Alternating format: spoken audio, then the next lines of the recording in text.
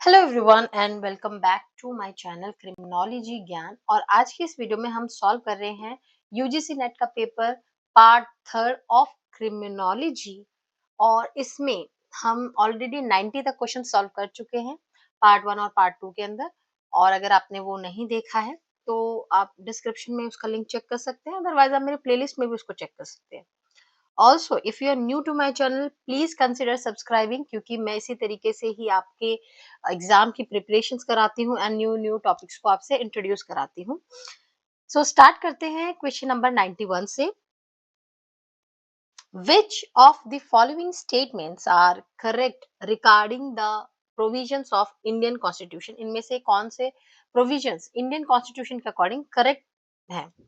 तो ऑप्शंस क्या है? Article 23 prohibits trafficking in human being, this is correct. जो आर्टिकल 23 है वो ह्यूमन बीइंग्स के ट्रैफिकिंग को प्रोहिबिट करता है कंप्लीटली। एंड ऑल्सो किसी भी तरीके की फोर्स लेबर के लिए अगर ट्रैफिक किया जा रहा है तो उसके लिए भी कंप्लीट प्रोहिबिशन करता है। Then article 24 prohibits employment of children in factories. तो जो आर्टिकल 24 है वो किसी भी तरीके के हैजार्डस एक्टिव ऑक्यूपेशन के लिए बच्चे जो कि 14 साल से कम उम्र के हैं उनको कंप्लीटली प्रोहिबिट करता है वो कि फैक्ट्रीज में किसी भी तरीके का एम्प्लॉयमेंट नहीं कर सकते हैं। ठीक है, तो article 24 is also correct. Then article 17 deals with abolition of untouchability. Article 17 untouchability को एबॉलिशन की बात करता है, this is also correct. Then article 21 protects life and personal liberty. Article 21 life और लिबर्टी को प्रोटेक्ट करने की बात करता है, this is also correct. Then Article 22 provides for protection against arrest and detention in certain cases. Article 22 जो है वो कुछ केसेस में अरेस्ट और डिटेंशन में प्रोटेक्शन प्रोवाइड करता है। So this is also correct. So all options are correct, that is option number second. इसमें A B C D E सभी ऑप्शंस जो है करेक्ट हैं। नेक्स्ट क्वेश्चन की तरफ बढ़ते हैं।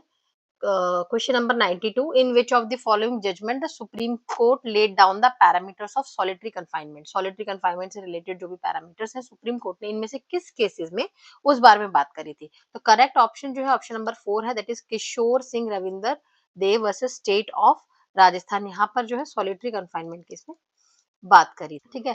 और इसके अलावा हम बाकी ऊपर के जो ऑप्शंस हैं हम उसको भी एक बार देख लेते हैं। जैसे ऑप्शन नंबर 1 है R D Upadhyay versus state of Andhra Pradesh. ये बहुत इंपॉर्टेंट केस है और इसमें जो बच्चे मदर प्रिजनर के साथ जेल में ही रहते हैं तो उनकी फैसिलिटीज के बारे में बात करी गई कि उनके प्रॉपर फूड के बारे में बात करी, शेल्टर, मेडिकल केयर, जो भी बच्चे के राइट्स हैं उनको राइट्स कह दिया गया कि वो बच्चे का राइट है, क्योंकि बच्चे ने तो किसी तरह का ऑफेंस नहीं किया है और वो अपनी मदर के साथ प्रिजन में है, तो उसको वो सारी फैसिलिटीज मिलनी चाहिए जो उसके ग्रोथ के लिए इम्पोर्टेंट है।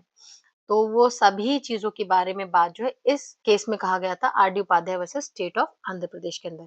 उसके बाद आ जाता है Mohammad Giasuddin versus state of Andhra Pradesh. इस केस में बात करी गई थी कि जो प्रिजनर्स है उसको जो भी हम पनिशमेंट दे रहे हैं वो उसके राइट्स को इन्फ्रिंज करते हुए ना दें, है ना। कॉन्स्टिट्यूशन के साथ चलते हुए ही उसको जो भी हम पनिशमेंट दे रहे हैं वो कॉन्स्टिट्यूशन में ऐसे उसके राइट्स का इन्फ्रिंजमेंट ना हो, ऐसा कहीं मेंशन ना हो, ठीक है।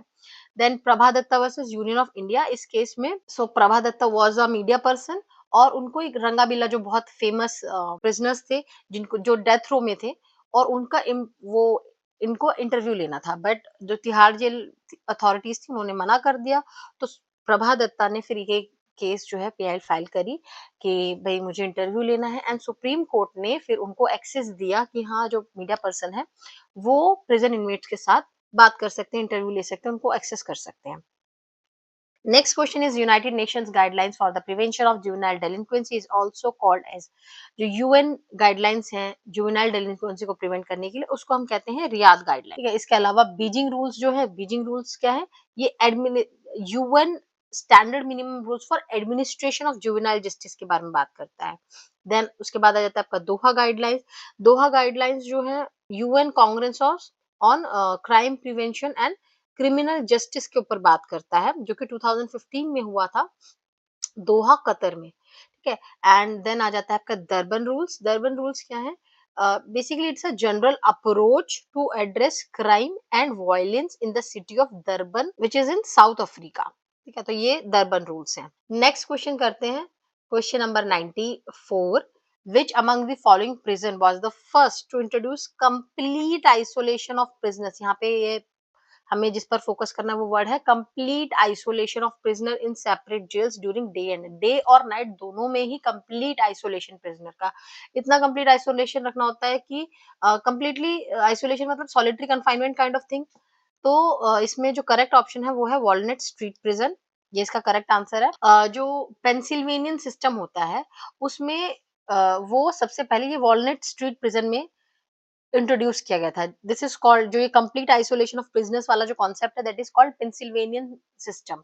तो ये फिलाडेल्फिया में 1790s के अराउंड कभी कहीं इंट्रोड्यूस हुआ था। नेक्स्ट इज एल्मीरा रिफॉर्मेटरी, ये जो रिफॉर्मेटरी है इसमें मेन फोकस किया गया पैरोल और प्रोबेशन के ऊपर बात करी गई और यहाँ पर प्रिजनर्स को ट्रेन किया गया स्किल्ड वर्क्स में। है तो एल्मीरा रिफॉर्मेटरी वर्ड से हम समझेंगे यहाँ पे रिफॉर्मेशन से रिलेटेड बात करी गई।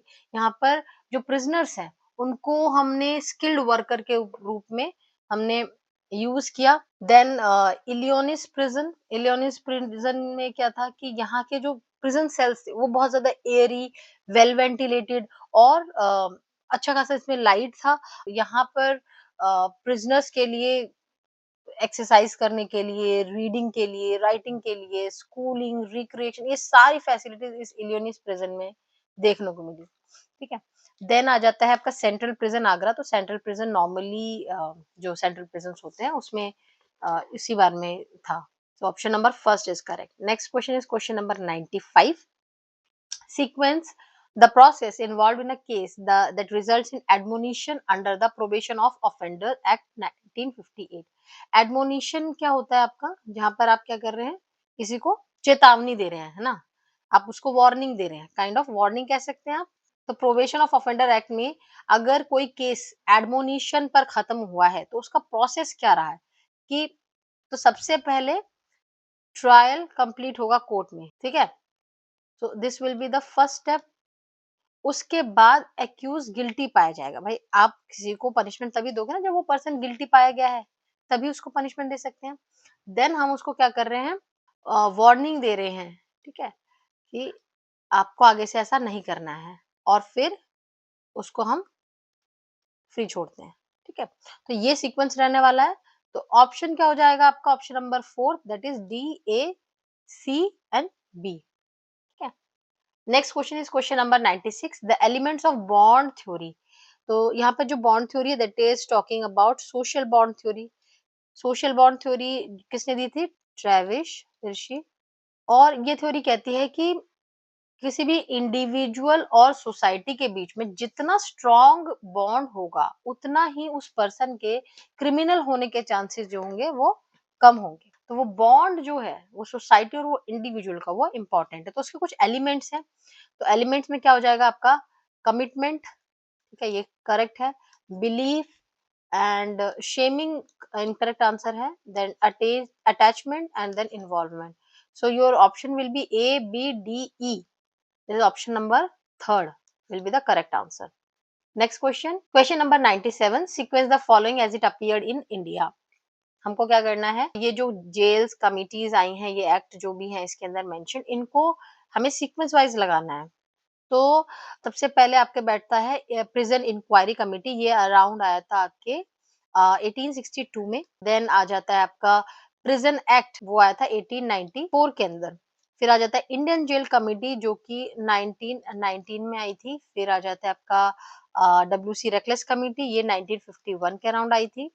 एंड कृष्णा अय्यर कमेटी, ये बहुत लेट आई थी, 1987 के अंदर आई। तो अभी हम इसको सीक्वेंस कर लेते हैं। तो सबसे पहले सी है, फिर ई है, सी, देन ई, देन ए, फिर आ जाएगा आपका डी और फिर आ जाएगा आपका बी। ठीक है, so correct option will B option number 4। Next question, question number 98। Sequence how Merton introduce various adaptation.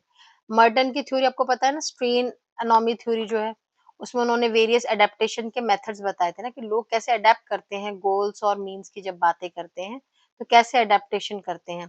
तो उसको ही हमको सीक्वेंस वाइज रखना है। तो इसी सीक्वेंस में रहता है conformity, innovation, ritualism, retreatism and rebellion. And option तो फिर इसके हिसाब से कौन सा होगा, option number first will be the correct, A, B, C, D E इसी सीक्वेंस में ही रहने वाला है। अब कन्फर्मिटी में गोल्स और मीन्स में देखते हैं। कन्फर्मिटी में क्या होता है, गोल्स भी पॉजिटिव एंड मीन्स भी पॉजिटिव। इनोवेशन के अंदर गोल्स तो पॉजिटिव रहेंगे बट मीन्स जो है इलीगल हो जाएंगे। रिचुअलिज्म के अंदर गोल्स नेगेटिव रह जाएगा, मीन्स पॉजिटिव हो जाएगा। रिट्रीटिज्म के अंदर दोनों ही नेगेटिव, गोल्स एंड मीन्स दोनों ही नेगेटिव। तो कन्फर्मिटी का एकदम ऑपोजिट जो है वो रिट्रीटिज्म है। एंड रेबेलियम में प्लस माइनस दोनों रहता है कि वो ना ही गोल्स को मानते हैं ना मीन्स को मानते हैं, अपने ही न्यू इंट्रोड्यूस करते हैं वो गोल्स और मीन्स। ये तो ऑप्शन नंबर फर्स्ट इसमें जो है करेक्ट आंसर है। Next question is sequence how women inmates are processed in a women jail. किसी वुमेन जेल में वुमेन इनमेट्स को कैसे जो है प्रोसेस किया जाता है। तो सबसे पहले एडमिशन ऑफ वुमेन इनमेट, सबसे पहले उस वुमेन इनमेट को लाया जाता है। देन प्रेजेंट पर्सनल्स होते हैं, उसका क्लासिफिकेशन करते हैं, भाई अंडर ट्रायल है, कॉन्विक्टेड है, या फिर इस तरीके से क्या है, उसको फर्स्ट टाइम ऑफेंडर है, हैबिचुअल ऑफेंडर है, इस तरीके से उसको क्या करते हैं, कैटेगराइज कर देते हैं। उसके बाद क्या करते हैं, हम उनको वोकेशनल ट्रेनिंग प्रोवाइड कराते हैं। जेल के अंदर उनको वोकेशनल ट्रेनिंग्स प्रोवाइड कराते हैं।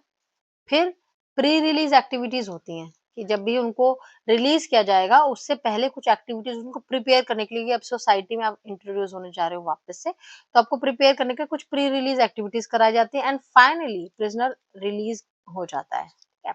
तो ऑप्शन हो जाएगा आपका option number second, C E A and D D. ठीक है, now next question is question number 100। In which of the following judgment the Supreme Court observe that handcuffing is inhuman and unreasonable. इनमें से किस case में supreme court के हम ये देख सकते हैं कि हैंडकफिंग जो है इनह्यूमेन है एंड अनरीजनेबल है, किस केस में इस बारे में बात करेंगे। तो option number fourth will be the correct. Prem Shankar Shukla versus Delhi administration में हैंडकफिंग को जो है इनह्यूमेन माना गया था।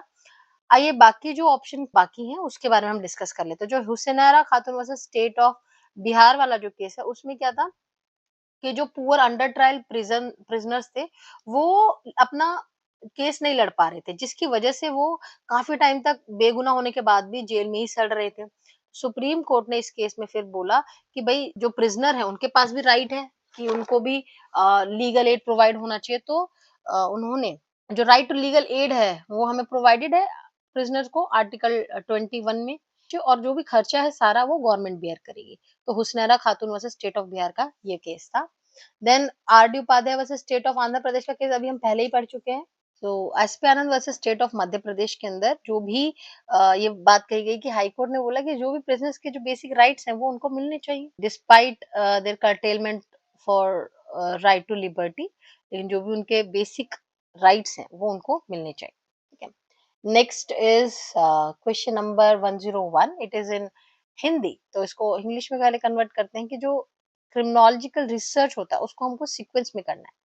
तो पहला क्या है, एनालिसिस ऑफ एक्सपेरिमेंटल डेटा। हम एनालिसिस कर रहे हैं एक्सपेरिमेंटल डेटा का। देन हम क्या कर रहे हैं, कंडक्टिंग एक्सपेरिमेंटल स्टडीज। ये क्या हो जाएगा, analysis of experimental data, then conducting experimental studies, then taking final decision regarding strategy, regarding taking final decision regarding strategy या frame कह सकते हैं, then yeah, preparing for the strategy। तो हम क्या कर सकते हैं, सबसे पहले हम स्ट्रैटेजी प्रिपेयर करेंगे। किसी भी चीज के स्टार्ट होने से पहले हम सबसे पहले स्ट्रैटेजी प्रिपेयर कर लेंगे। उसके बाद हम उस स्टडी को कंडक्ट करेंगे। हमने स्ट्रैटेजी प्रिपेयर कर ली, अब हम क्या करेंगे, स्टडी को कंडक्ट करेंगे। उसके बाद हम क्या करेंगे, अब हमारा जो रिजल्ट आया उसको हम क्या कर रहे हैं, एनालिसिस कर रहे हैं, उस डेटा को एनालाइज कर रहे हैं। और फिर फाइनली अगर हमें लगता है कि कुछ चेंजेस होने चाहिए तो फाइनल डिसीजन जो भी स्ट्रैटेजी से रिलेटेड है हम वो करेंगे। तो option number second will be the correct answer. Next question, which of the following theory views that people commit crime when the forces that bind them to society are weakened or broken? इनमें से कौन सी theory ये कहती है कि लोग crime कब commit करते हैं, जब उनको जो सोसाइटी जो से बांध के रखने वाली जो फोर्स है वो या तो वीक हो जाती है या टूट जाती है। तो ऑप्शन क्या हो जाएगा, social control theory, that is option number second, social control theory है ना। इसके अलावा social learning theory, social reaction theory और डिफरेंशियल एसोसिएशन थ्योरी, ये सारी थ्योरीज़ जो हैं सोशल लर्निंग के ही सोशल लर्निंग थ्योरी और डिफरेंशियल एसोसिएशन थ्योरी क्या है? सोशल लर्निंग थ्योरी का ही पार्ट है, जो कहता है कि जो क्रिमिनल बिहेवियर है वो लर्न्ड बिहेवियर है। और सोशल रिएक्शन थ्योरी जो है वो आपका लेबलिंग थ्योरी है, जहाँ पर हम पर्सन को लेबल कर देते हैं कि ये पर्सन जो है क्रिमिनल है। तो यहाँ पर जो करेक्ट ऑप्शन हो जाएगा वो है social control theory. Next question is question number 103. Sequence how a case of probation progresses in the criminal justice system. किसी भी criminal justice system में जो probation का केस आता है वो कैसे प्रोग्रेस करते हैं। तो ऑप्शंस क्या है? Released on probation, recall of probation, accused found guilty, probation violation occurs and sentencing suspended. तो सबसे पहले तो एक्यूज फाउंड गिल्टी होगा, ठीक है? उसके बाद उसको सेंटेंसिंग जो है सस्पेंड कर दिया जाएगा, क्योंकि भाई इसको प्रोबेशन देना है, तो सेंटेंसिंग जो है उसका सस्पेंड कर देंगे, उसको कर देंगे हम प्रोबेशन पर रिलीज, ठीक है? उसके बाद उसने क्या किया? वायलेशन कर दिया प्रोबेशन का, उसका जो भी टर्म्स, जिस भी टर्म्स एंड कंडीशंस पर छोड़ा गया था उसने उसका वायलेशन कर दिया, उसको वापस से फिर बुलाया जाएगा, ठीक है? तो ये सीक्वेंस रहने वाला है। एंड ऑप्शन क्या हो जाएगा? Option number first will be the correct answer. Next question, question number 104। Which of the following statements are correct? इनमें से कौन से स्टेटमेंट जो है करेक्ट है? First is place of safety, जो जुवेनाइल जस्टिस एक्ट के अंदर दिया जाता है, वो ऐसे लोगों के लिए होता है जो 18 साल से ऊपर के हैं। यानी जब उन्होंने क्राइम कमिट किया था, तब वो 18 साल से कम की उम्र के थे और अब उनकी जो है एज ज़्यादा हो गई है। तो ऐसे लोगों को तो हम बच्चों के साथ नहीं रख सकते। तो ऐसे केस में हम क्या करते हैं? उन लोगों को हम प्लेस ऑफ सेफ्टी में रखते हैं। तो ये करेक्ट ऑप्शन है। Next is place of safety provision जो है, वो उन बच्चों के लिए भी होता है जो 16 से 18 साल की उम्र के बीच में होते हैं और उन्होंने किसी तरीके का हीनियस ऑफेंस किया होता है, तो बोर्ड जो है उनको प्लेस ऑफ सेफ्टी में रखती है। This is also correct. Next question is mental health care act 2017, वो किसके लिए उसमें प्रोविजंस हैं? Prisoners with mental illness, this is also correct. Next is model prison manual, एक गाइडलाइन है जो कि मिनिस्ट्री ऑफ होम अफेयर द्वारा दी गई है, this is also correct. The transfer of prisoner act, जो prisoners act, transfer of prisoners act है, वो किस बारे में डील करता है? प्रिजनर्स को एक स्टेट से दूसरे स्टेट में विद इन इंडिया जब हम ट्रांसफर करते हैं तो वहां पर ट्रांसफर ऑफ प्रिजनर्स एक्ट लगता है, दिस इज आल्सो करेक्ट। तो करेक्ट ऑप्शन जो हो जाएगा आपका ऑप्शन नंबर 4 हो जाएगा। Next question, question number 105। Sequence the following steps in determining the mean of a distribution. किसी डिस्ट्रीब्यूशन का अगर हमें मीन निकालना है तो प्रोसेस क्या रहने वाला है? तो यहाँ पर देखो, सबसे पहले हम क्या करेंगे? हम करेंगे उसको रो और कॉलम वाइज उसको डिवाइड कर लेंगे, ठीक है? या फिर अगर वो रो कॉलम वाइज नहीं है तो हम उसको असेंडिंग या डिसेंडिंग ऑर्डर में उसको अरेंज कर लेते हैं। उसके बाद हम क्या करेंगे? टोटल नंबर ऑफ डिस्ट्रीब्यूशन निकालेंगे कि टोटल नंबर ऑफ डिस्ट्रीब्यूशन है कितना। फिर उसके बाद हम क्या करेंगे? टोटल ऑफ द डिस्ट्रीब्यूशन निकालेंगे। फिर हम क्या करेंगे? टी बाय एन को, यानी कि total number of distribution and total distribution, उन दोनों को क्या कर देंगे? हम डिवाइड कर देंगे। तो करेक्ट ऑप्शन जो हो जाएगा वो हो जाएगा आपका option number second. Next question, question number 106।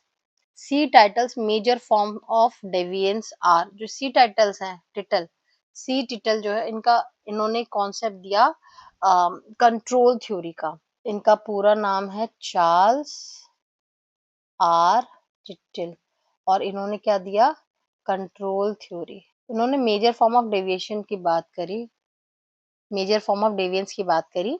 इन्होंने बोला कि जो आप किसी भी पर्सन के ऊपर, किसी भी इंडिविजुअल के ऊपर सोशल बॉन्ड अगर कर रहे हैं ना, उसको बॉन्ड बांध के रख रहे हैं, तो उसपे बहुत ज्यादा बाउंडेशन भी ठीक नहीं है और बहुत कम बाउंडेशन भी ठीक नहीं है। टू मच कंट्रोल और टू लिटिल कंट्रोल दोनों ही डेंजरस है। तो एक बैलेंस्ड अप्रोच होना चाहिए, कंट्रोल रेशियो होना चाहिए। तो ये कंट्रोल रेशियो में ये वाली बात कही गई थी। और साथ के साथ यहाँ पर जो मेजर फॉर्म्स के बारे में बात करी गई है, वो कौन सा हो जाएगा? वो है defiance, defiance, then exploitation, then predation, then submission, then plunder. ये सारे ही ऑप्शन ठीक है। तो ऑप्शन नंबर हो जाएगा आपका Option number third will be the correct answer. Next question, question number 107. Which among the following are rules related to construction of a questionnaire? जब ये क्वेश्चनेयर को फॉर्म करते हैं तो क्या क्या रूल्स हमको ध्यान रखने होते हैं? ऑप्शंस क्या है? Be careful while asking a personal question, बिल्कुल आपको ध्यान रखना पड़ेगा कि जब भी आप कोई पर्सनल क्वेश्चन पूछ रहे हैं तो आप ऐसा कोई क्वेश्चन ना पूछो जो पर्सन को हर्ट कर सकता है। Next, ask questions which the respondent can answer. अब ऐसा नहीं है कि आपने एक ऐसा पर्सन लिया है जिसको वो नॉलेज ही नहीं है और फिर आप उससे सवाल पूछे जा रहे हैं। तो ऐसे क्वेश्चंस पूछने जिसका रिस्पोंडेंट आंसर कर सकता है। अगेन आपको सिंपल लैंग्वेज यूज़ करनी है, जार्गन्स यूज़ नहीं करने, टेक्निकल टर्म्स यूज़ नहीं करनी, आपको सिंप्लीफाई करके और पर्सन को समझाना है। डोंट आस्क 2 क्वेश्चन्स इन 1, है ना? एक ही क्वेश्चन के अंदर आप 2 बातें नहीं पूछ सकते। हो सकता है वो पर्सन जो है फर्स्ट क्वेश्चन से एग्री कर रहा है, लेकिन सेकंड से एग्री नहीं कर रहा है। लेकिन उस पूरे क्वेश्चन को एक ही में लिखने से वो जो उसका आंसर होगा वो हमको क्लियर नहीं होगा। तो this is also correct. Then don't use leading questions. Leading questions क्या होते हैं? जहाँ पर ये जो क्वेश्चन है डोंट आस्क टू क्वेश्चन, इसको हम डबल बैरल्ड क्वेश्चन भी कहते हैं। और ये लीडिंग क्वेश्चंस क्या होता है? लीडिंग क्वेश्चन जहाँ पर हम चाहते हैं कि जो रिस्पोंडेंट है वो हम जो सोच रहे हैं वही आंसर करे। हम उसको लीड दे रहे हैं कि भाई आप ऐसे, आपको हम माहौल ही ऐसा बना देते हैं कि वो पर्सन जो है वो सोचेगा कि अच्छा, वो जो सामने वाला पर्सन वो ऑलरेडी इस चीज़ को सही मानता है या ऑलरेडी इस चीज़ को गलत मानता है, तो मुझे उसके साथ ही एग्री करना है। तो इस तरीके के भी क्वेश्चंस हमको नहीं पूछने हैं। So option number 4th will be the correct answer. Next question, question number 108. Sequence. How characteristics of target were introduced in routine activities theory? Routine activity theory में target के characteristics को कैसे introduce किया गया? यानी अगर कोई person है, उसे अगर कोई सी चीज़ को चोरी करना है, तो इनमें से वो किन-किन चीज़ों को पहले रखेगा, फिर उसके बाद रखेगा? तो इस हिसाब से हम इसको समझेंगे। सबसे पहले जो चीज़ होती है, वो होती है वैल्यू। अगर कोई चीज़ उसे चुरानी है, किसी चीज़ को लेना है, तो हम क्या करेंगे? सबसे पहले उसकी वैल्यू देखेंगे। अगर वो बहुत वैल्यूएबल है, तो ही हम उसको लेंगे। अगर वैल्यूएबल नहीं है, तो हम उसको क्यों लेंगे? नहीं लेंगे। देन सेकंड थिंग है उसका इनर्शिया। इनर्शिया क्या होता है? उसकी फिजिकल प्रॉपर्टीज़, है ना? कि उसका साइज़ कितना, उसका वेट कितना है, क्या इसको पॉसिबल है इतने टाइम में इसको वहाँ से निकालना, इसको लेके जाना, वो चीज़ हम चेक करेंगे। देन विज़िबिलिटी, ठीक है? विज़िबिलिटी क्या होता है कि कितना वो जो ऑब्जेक्ट है, वो कितना जो वो सूटेबल टारगेट है, वो ऑफेंडर उसको कितनी ईज़िली नोटिस कर पा रहा है, कितनी ईज़िली वो एक्सपोज़्ड है। तो ये हो जाएगा थर्ड। देन आ जाता है आपका एक्सेस। तो कितनी ईज़, कितनी आसानी से वो ऑफेंडर जो है उस चीज़ को, सूटेबल टारगेट को ले पा रहा है, दैट इज़ एक्सेस, ठीक है? सो करेक्ट ऑप्शन जो हो जाएगा ऑप्शन नंबर थर्ड हो जाएगा, C, A, D and B. Next question कर लेते हैं, क्वेश्चन नंबर 109। क्वेश्चन नंबर 109 क्या इसमें मैच है? तो क्वांटिटेटिव रिसर्च कौन से होते हैं? जहां पर हम स्टैटिस्टिक एनालिसिस करते हैं ना, और लार्ज स्केल डेटा होता है, तो ए का हो जाएगा आपका सेकंड। देन क्वालिटेटिव रिसर्च जहां पर सैंपल साइज छोटे होते हैं एंड हम उसमें ऑब्जर्वेशन लिखते हैं अपना। इंडक्टिव रिसर्च बेसिकली यूज किया जाता है थ्योरी फॉर्मेशन के लिए एंड डिडक्टिव रिसर्च यूज करे जाते हैं हाइपोथेसिस टेस्टिंग के लिए। सो यहाँ पर जो ऑप्शन हो जाएगा that is option number second. Next question is question number 10110. Which theory of criminology explains that an offender commits a wrongful act not because of his own free will but due to the influence of some external superpower? इनमें से criminology की कौन सी theory है? ये कहती है कि जो ऑफेंडर है उसने किसी भी तरह का रॉन्गफुल एक्ट किया है, वो अपने फ्री विल से नहीं किया है, उसके ऊपर कोई एक्सटर्नल सुपर पावर है जो उसको वो काम करने के लिए मजबूर कर रही है। करेक्ट ऑप्शन है ऑप्शन नंबर थर्ड, डेमोनोलॉजिकल स्कूल में ये बात कही गई है। इसके अलावा जो क्लासिकल स्कूल है और न्यू क्लासिकल स्कूल है, ये दोनों ही रिजेक्ट करते हैं इस चीज़ को और बात करते हैं फ्री विल की। और कार्टोग्राफिक स्कूल जो है वहाँ पर हम बात करते हैं कि क्राइम जो है वो डिटेक्ट किया जा सकता है वहाँ पे मैप्स के यूज़ से, है ना? स्टैटिस्टिक्स को यूज़ करके कार्टोग्राफी बेसिकली मैप्स मैप्स का यूज़ करके हम देख सकते हैं, जैसे हॉटस्पॉट एरियाज़ को आइडेंटिफाई कर सकते हैं और क्राइम को प्रिवेंट कर सकते हैं। सो या that's it for today's video. I hope this video was useful for you, and if you want part 4 of this um, lecture and you want me to uh, give lectures continuously, तो आप मुझे नीचे comment कीजिए, और if you have any suggestions for me वो भी आप मुझे नीचे कमेंट कर सकते हैं। and you can join my telegram channel। जो टेलीग्राम चैनल का लिंक है वो आपको डिस्क्रिप्शन बॉक्स में मिल जाएगा। मिलते हैं नेक्स्ट वीडियो में, till then bye bye and take care.